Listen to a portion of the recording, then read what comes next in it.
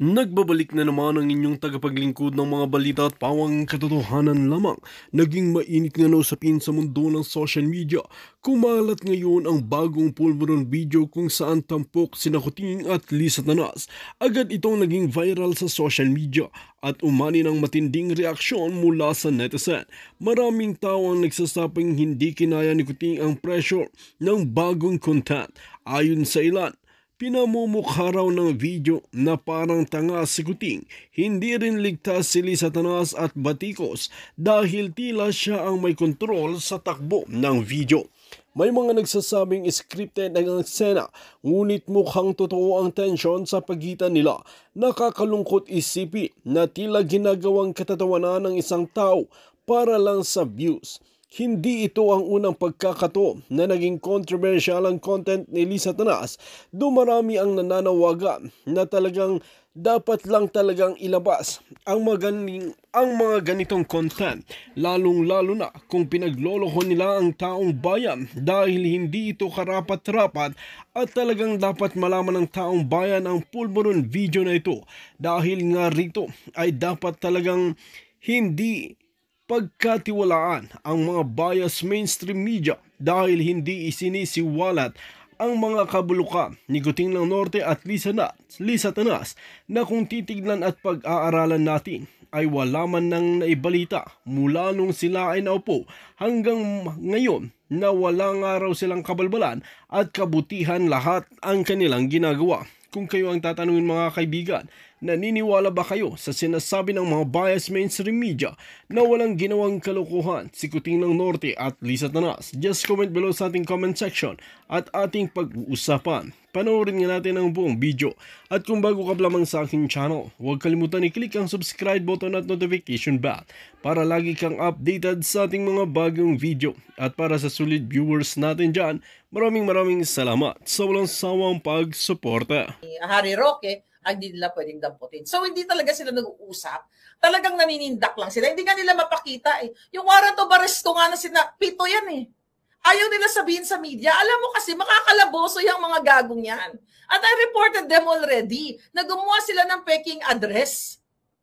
Di ba? Nireport ko na dito sa bansang Amerika. So ngayon din kay Harry Roque, pakita nyo yung warrant of arrest. Hindi yung, ay, naano na namin, yung Interpol. Kahit yung mga inayupak na yan, mananagot din sa Interpol. Ha?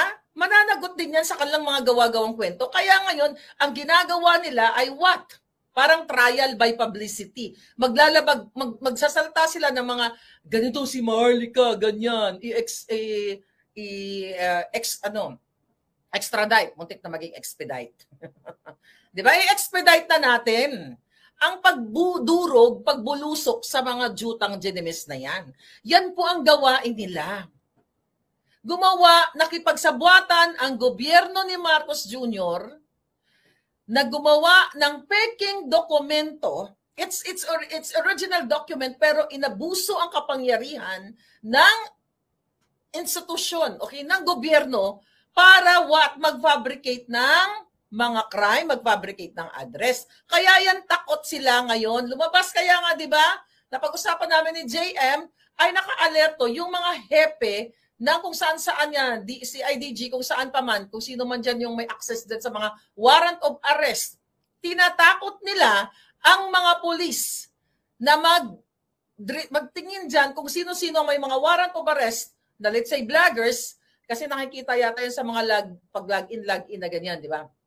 So, tinatakot nila na huwag magbigay ng information dito sa mga may warrant of arrest. Eh, di ba? Gusto nila kaming arestuhin, hindi ba dapat i-publish nila lahat ng warrant of arrest namin? Kayong mga media. Kunin nyo dyan sa NBI para naman ipahiya nyo si Marlica. Marlica, Harry Roque, 7 ang warrant of arrest. You failed sa sa fair reporting.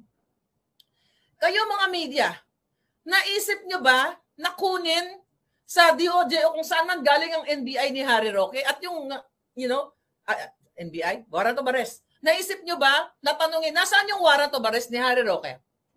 Nasaan yung Interpol record? Putang ina, ginagago kayo, pinipake news kayo, ilabas nyo. Like sa akin. Sinasabi ng NBI may warrant of arrest. Ngayon, ilabas nyo. Alam nyo kung bakit sila takot ilabas yung mga warrant of arrest na yan? Like particular sa akin. Kasi takot sila makita ng buong mundo, ng FBI, ng US government, at ng iba pang gobyerno na sila ay inabuso nila ang kapangyarihan. Kaya ngayon, ang ginagawa nila ay tinatakot nila ng Bangag Administration yung mga pulis na magbigay ng mga warrant of arrest copies sa amin kasi mga kababayan, alam nilang lumabag sila ng batas. Ano ang purpose ng warrant of arrest? Particularly kay Maharlika. Yung warrant of arrest na yan ay exclusive lang dyan sa Pilipinas na the moment, di ba, ay step foot sa Pilipinas, ay gagamitin nila yung peking warrant of arrest, peking fabricated crime, to harass me, to gurgur me, para dalhin ako sa presinto o i-mugshot ako and everything. Exclusive yan. Diyan lang sa Pilipinas. Takot yan sila ilabas. Yang si Zaldico, yung hayop na yan. Di ba? 4 na warrant of arrest ang pinagawa niya doon. Doon sa Legazpi Albay. Ba? Takot sila ngayon ilabas yan. Kasi alam nila na sila ay naggumawa ng peking address laban sa mga taong katulad ko. At dyan eto, tanong ko sa inyo, kay Harry Roque. May nakita ba kayo? Sige nga, na warrant of arrest ni Harry. Hindi ba puro publicity lang? Harry Roque, meron ng Interpol. Harry Roque, aarestuhin na. Di ba? Hi, Josh. Hindi ako uwi, Josh. Salamat, Josh. Ngayon, mga kababayan, yan ang issue ngayon. O, tingnan nyo. Wala pang 6 na buwan, itong J. Ruiz ay napapabalita na ito ay bibiyakin ang kanyang ang duet. O ang jungo. Bibiyakin ang jungo. O, bakit kamo? O, sabi dito ng source, Bangag reportedly wants someone with stronger management chops, particularly in handling media operations. Unfortunately, Ruiz hasn't delivered on the front. Okay, mga kababayan. Ano pa dito? His short tenure has been marred by controversy from the outset. One of the earliest red flags was the revelation of that media firm he co-founded, Digital 8 Incorporated, secured 206 million worth of contracts from the PCSO just months before Ruiz. Na pag-usapan natin ito. Kita ninyo? Ngayon, well, hindi natin ipagtanggol si Ruiz kasi mismo may kinasasangkutang anomalya. The question is, bakit sila nagsisibakan? Diba? Wala silang makuhang matino. Maari, itong si J. Ruiz, ang sabi dyan ng source daw ay hindi nagpa-function ng mabuti, eh baka syunga lang talaga, o baka hindi siya sumusunod sa utos ni Lisa Tanas na gumawa ng maraming fake news. Kita ninyo, walang nagtatagal sa posisyon. Anong ibig sabihin sa posisyon ng PCSO? Ibig sabihin, palpak ang namumuno, may saltik dahil addictus benedictus. Walang nagtsatsaga, walang nagtsatsaga, walang nagtatagal. So yun mga kababayan. Kaya sabi nyo nga, resign, Bangag. Sabi nga ni Sky, yung figure of speech ay na bloodbath ay hindi nga nila maintindihan. Ayun na nga. Kayo, I will advise you, kayo mga palangga, lahat naman tayo may cellphone na. Pag may mga words na hindi natin alam, kahit ako, hindi ko naman alam lahat ng words. Hello? Dami ko kayang alam na words na hindi alam. Diba? You have to search. Research ka, intindihin mo muna bago ka magdakmak. Ba kaysa magbuka kang tanga, katulad ni Delima, na ang bloodbath ay ang sinabi daw ni Sarah, ito ay dugo-dugo, ligo-ligo nga literal. Yung kanilang mga trolls gumagawa ng mga meme, di ba, well-funded talaga sila. Na yung mga, i-report nyo yan yung mga nakikita nyo ginagawa ng mga, may nag-forward sa akin, yung parang naliligo ng dugo si Inday Sara, i-report nyo yan. Yan ay mga fake news. Pilit po kayo nilalason ang inyong isipan. Dito sa channel natin kay Maharlika, walang fake news dito. Hindi natin itataya ang alindog natin para magpakalat ng fake news katulad ng Malacanang na ginagamit ang pondo ng bayan para magpakalat ng fake news. Sabi ko nga, huwag na kayong lumayo. Pumunta lang po kayo mga palangga sa Facebook page ni Lisa Tanas at ni Bangag. Makikita nyo na kinokontrol nila yung narrative. 'Di ba? Sa pamamagitan ng kanilang mga trolls. Ngayon, ano ang sabi ni Bangag? Ito yung mga recent issue. Na sabi niya, yung small scale drug dealers ay tutugisin na raw. Tugisin niya muna yung sarili niya. 'Di ba? Yung mga pulburon dealers daw ay tutugisin. Tignan natin kung ano ang pagkasabi ng Hunghang. Okay? Tignan natin. All right. Ang sabi dito, gusto daw ni Bangag Jr. na tugisin ng mga nagpapatupad ng batas ang mga small scale drug dealers habang mahigpit na ipinagtitibay ang due process sa anti-drug operation. Tutugisin. Mga palangga, nung panahon ni Pangulong Duterte, hindi niya tinugis yung mga addictus. Ang ginawa ni Duterte dyan, ng tatay natin, ay nirehab yan. Kaya milyon-milyon ang mga nagparehab. Maraming nagbago, maraming nang nagsalita na nabago ang buhay nila. Somehow natakot sila sa Pangulong Duterte nang sinasabi na, ayan, sige talagang aanuhin natin na pananagutin yung mga nag-involve dito sa pulburonic na ito. Pero meron tayong alternatibo na dadalhin natin sila sa rehab center. Ngayon, ano sabi daw ni Bangag? Sabi niya, in the same vein, sabi niya, so ngayon, in the same vein, part of the lesson of this election, sabi pa pala ni Bangag, sabi niya na ini-highlight niya na yung kanyang administrasyon ay yung anti-pulburonic campaign, ito daw ay hindi gumagamit ng paggurgur. Wow! Siyempre, pinapatamaan na naman niya ang Pangulong Duterte tungkol dyan sa mga isyu ng marami daw libo-libo ang ginurgur ng panahon ni Pangulong Duterte. Pero pagdating sa ICC, wala pang ang 50. 43 lang ang sinasabing victim na nagurgur daw in relation dito sa panunungkulan ni Pangulong Duterte. And recently, di ba, yung ICC prosecutors ay humingi ng palugit para balangkasin yung mga testamento na yung mga statement ng kanilang testigo at pinabura naman sila until July, I believe. So anong ibig sabihin nito?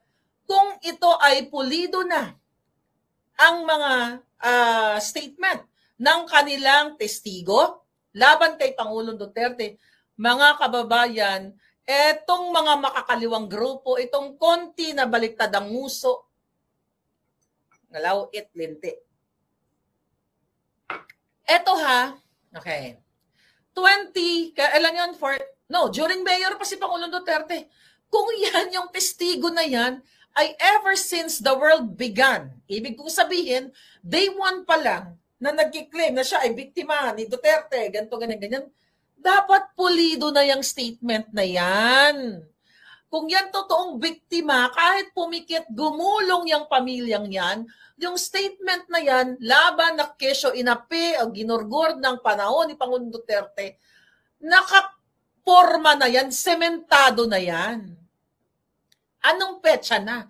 2025, nanghingi na naman sila ng palugit para i-polish nila ang kanilang mga kasinungalingan. See that? Oh. Nakitang-kita ninyo mga kakapalangga na itong si Bangag Jr. na ito ay kumakampi talaga sa mga makakaliwang grupo at hindi totoo na ayaw niya nang maggugurguran. Dahil nga, una nga sabi ko sa iyo, ang ginurgur sa panahon niya ay si Percy Lapid na number 1 na tumutulig sa Bangag administration dahil sa kanilang smuggling at kung ano-ano pang mga involvement ng pagnanakaw. Ngayon sabi ni Bangag, so ngayon sabi niya ito, in the same vein, part of the lesson of this election, let's go back to yung grassroots level. Kung inaalala ng tao, sinasabi na nagbalikan na raw yung mga nagsisingot na yun nga, nakatulad niya, sige, sabi niya, tuloy natin yung malakas na singhot bust. Really? Bakit hindi mo muna i-singhot bust yung sarili mo? Right?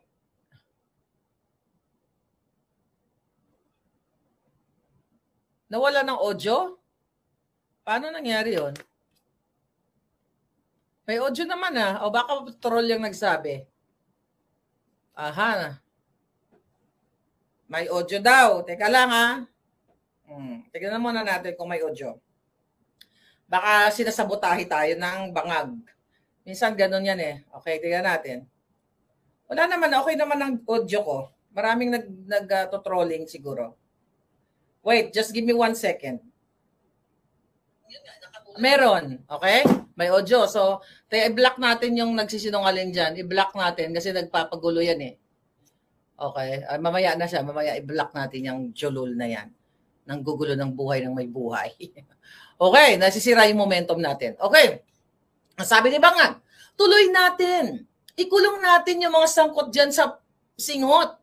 Pero tignan muna natin. Yung mas small offender. Ganyan-ganyan.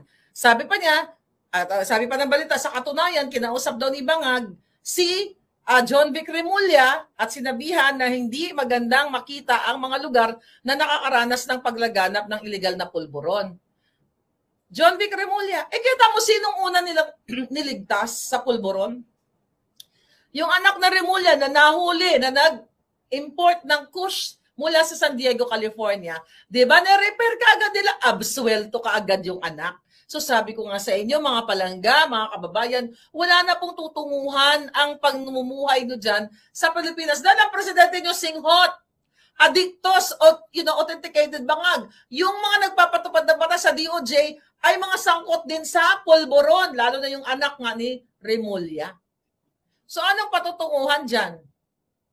Sabi pa ni Bangag, sinabihan ko nga ang DILG, nakausap ko si John Vic. Sabi ko, tama rin naman yan. Kasi hindi magandang tignan yung lugar mo na maraming nagbibenta, maraming mga high na kung ano-anong ginagawa. Sabi niya, that's why yung aming na bagong is CAPS. Sabi niya, on the beat na may tao doon. Kasi kung may tao doon, walang ginagawa yan. Araw-araw umiikot, alam niya lahat, Mga kababayan, sabi pa ni Marcos Bangag, kasi talaga, iniiwasan ko yung basta may suspect siya o may hinala o may sumbong, basta kung huli, jajatayin na lang, di ba? Sabi niya, wala yan, doon kami lumalayo. Julul! Sabi niya, hindi naman namin ititigil yung mga operation. Mga kababayan, ito ay mga kasinungalingan ni Bangag Jr. Galit na galit nga sila pag tinatanong na magpa-hair follicle test. Pikon na pikon yung kanyang syunga na tagapagsalita.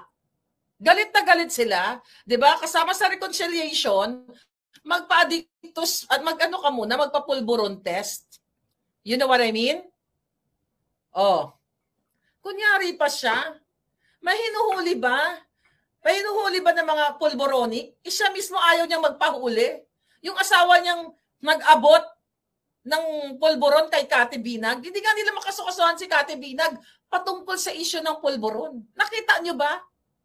Hindi makasukasuhan si Marlica patungkol sa wildfire natin na authenticated video na si Bangag ay addictus benedictus.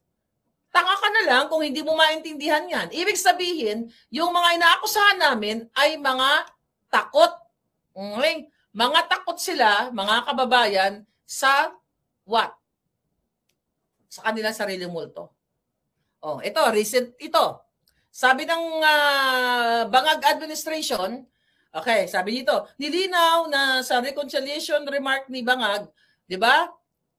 Huwag lamang daw mag-focus sa mga Duterte, sabi ng kanilang mga tagapagsalita. Ang sabi dito, sabi ni Taratara, ng kanilang tagapagsalitang syunga, tandaan po natin, huwag po tayong mag-focus sa nasabing open for reconciliation na parang lamang sa mga Duterte. Baliwanag po ang sinabi ng Bangag, sabi niya na Pangulo, na sa lahat ng tao na maaaring hindi kapareho ng kanyang paniniwala o ng prinsipyo o ng polisya.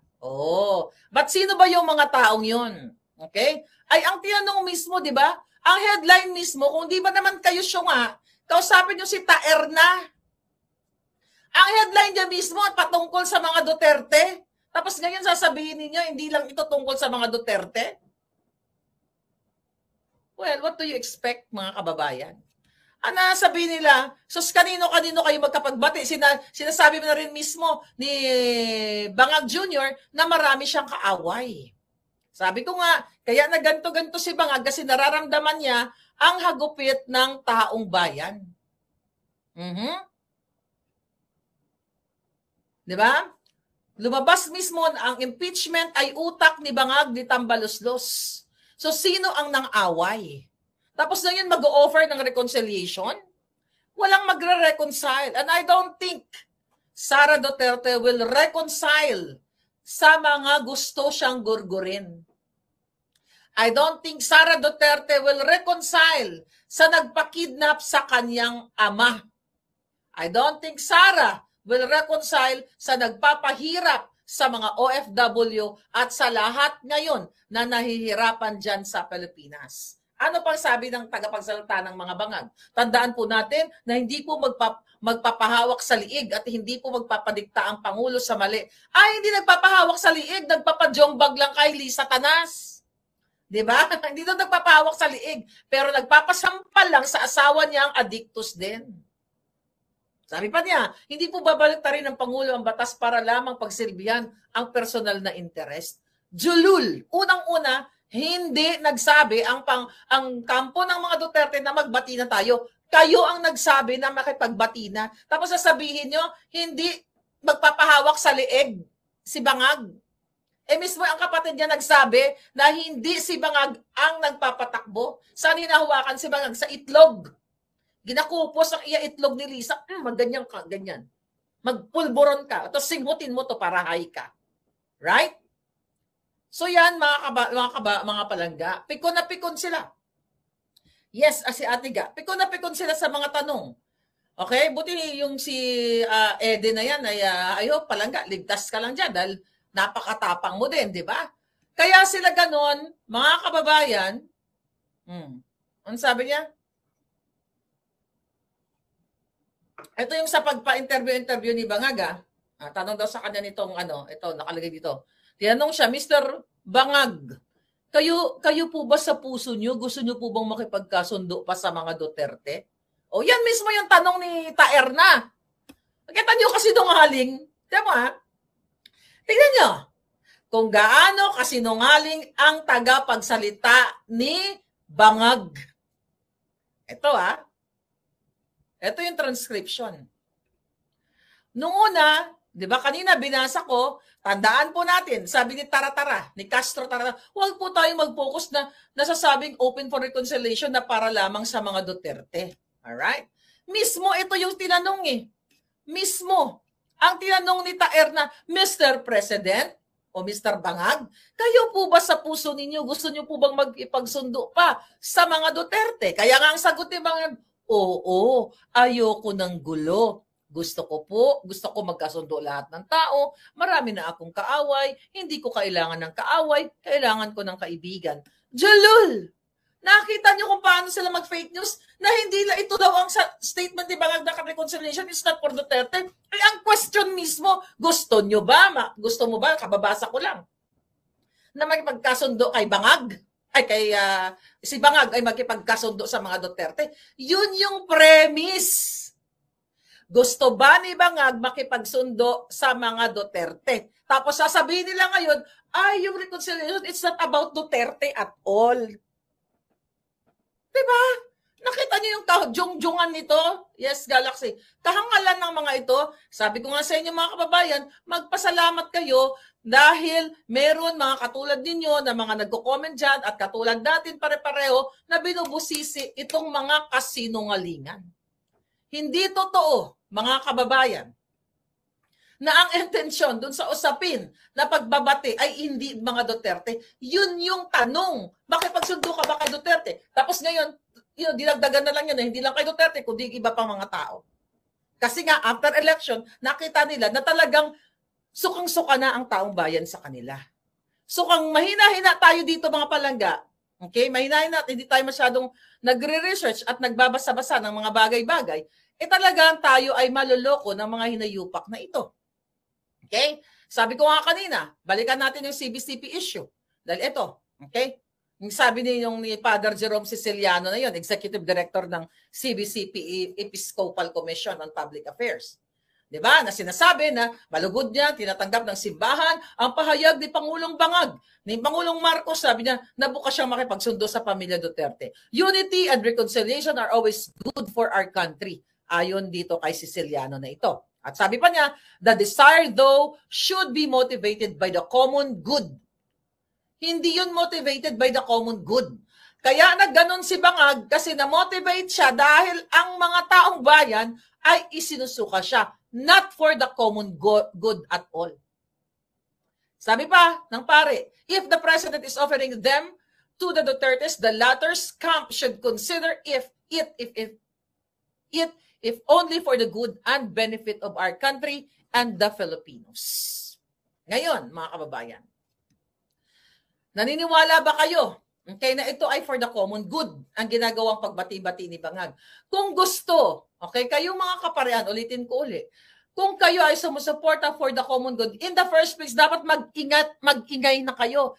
Tinatanggap nyo na ang presidente ninyo dyan sa buong katolikohan, dahil katoliko ako, pumapayag kayong mga kaparian na pinamumunuan kayo ni Marcos Addictus Benedictus.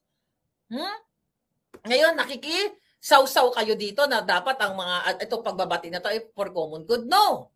Ito ay for vested interest ni Bangag para magpanggap na para siya sa unity and peace. Jutang Jenina. Sinimula ni Inday Sara yung unity team na yan. Kahit alam niya na siya ay mas mahal ng tao at siya ay bobotohin ng tao, hindi siya naging greedy para tumakbong presidente noong 2022. Sa halip ay pinagbigyan si Bangag dahil sa pangako niya na sila ay mag-unite para sa Pilipino. Unite kasama yung mga dilawan, katulad ni Pangulong Duterte.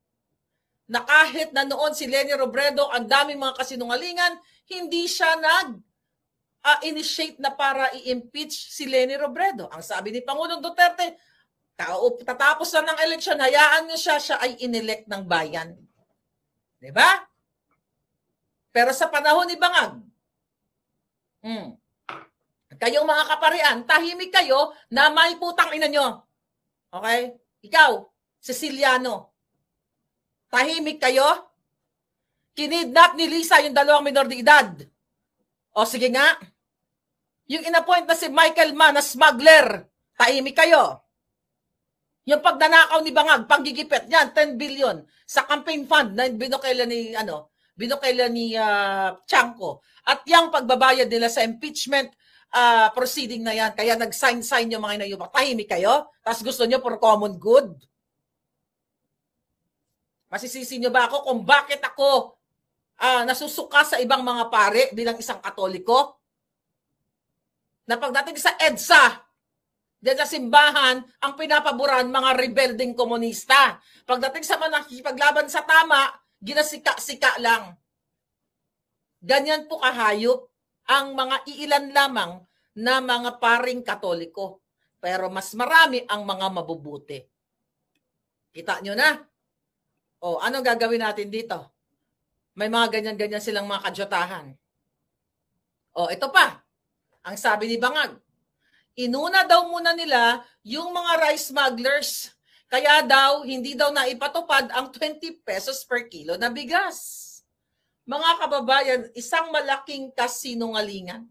Sinabi ni Inday Sara dyan, na nung ipinapangako ni Bangag yan, na 20 pesos kilo na bigas, nag-consult siya dito sa mga mga business person, na itong 20 pesos na bigas ay hindi doable. Sabi ni Inday noon na concern siya dito sa campaign promise na 20 pesos per kilo na bigas. Ngayon, tinanong ni Inday kung kaya ba itong gawin, itong 20 pesos na bigas. Tinanong ni Inday yan doon sa mga business, okay, sa mga negosyante. Tama. Alright, ano ang sabi? Hindi yan kaya, imposibleng gawin yan. Dahil mas more than 20 pesos yung cost, okay, ng palay pa lang, di ba, yung pag-process, yung mga abono and everything, di ba, kung ano-ano pa. So ito ay palugi. Kaya sabi nga ni Inday Sara, sinungaling si Bangag. sa harap ng milyon-milyon Pilipino during the campaign ay nagsinungaling si Bangag. Right? Sabi nga ni Inday dyan, he is lying through his teeth para lang kayo ay mauto na para botohin kayo. Ay botohin siya. Ngayon, mga kababayan, ito. Ang sabi ni Bangag dito, ito sabi niya, hanapin ko lang. Noong 2022-2023, hindi pa namin kasi kayang gawin yan. Okay? At sabi niya, dahil ang nag-i-smuggle na mga opisyal din ng gobyerno, kumikita sila. Bakit nila papalitan? Ang sabi ito, sige, pasok lang sila ng pasok. Ito pa, intindi natin sinabi niya. Hindi niya na ipatupad yung 20 pesos per kilo na bigas kasi nga daw, dahil daw ang nag-smuggle ay mga opisyal ng gobyerno. Yun naman pala Alam niya na ang nagsasmuggle ay opisyal ng gobyerno. Pero bakit ayaw niyang hulihin? Dahil magkakasabwat sila. Balikan po natin si Michael Ma at yung mga personalidad, Viner Bakiran, na ngayon, nandyan nakabalik na sa Bureau of Customs. Yan ay pinangalanan ni Panfilo Lacson noong 2017 sa kanyang privilege speech. Yang mga smuggler na yan, kung totoong inuna ni Bangag Jr., bakit ang mga buwaka ng ina nasa Bureau of Customs pa rin? Kilala ni Marcos. Kilala niya. Kasi kasabwat sila. Sinabi ba niya? Tingnan natin kung pauli niya. Okay. Dahil ang nag-i-smuggle ay mga opisyal ng gobyerno, kumikita sila. Bakit nila papalitan? Ano ibig sabihin bakit napapalitan? Sabi niya, sige lang sila, pasok ng pasok. May sinabi pa siya doon na hinuli? Alright? Wala silang nahuli. Dahil nga si Michael Ma nakasama doon sa privilege speech ni Ping Lacson, mismo ay inappoint ni Bangag Jr. as special envoy to China na wala pong black and white. Ayan, Lacson. Kung matapang ka, para ka sa Pilipino, balikan mo yung privilege speech mo. At sana i-take up mo itong pinagsasabi ko kasama ng mga jutang genimis dyan, ng mga tiwaling pare na inappoint ni Marcos Jr. ang smuggler dahil kasabwat sila. Ngayon yung 20 pesos na bigas, na ipatupad ba yan?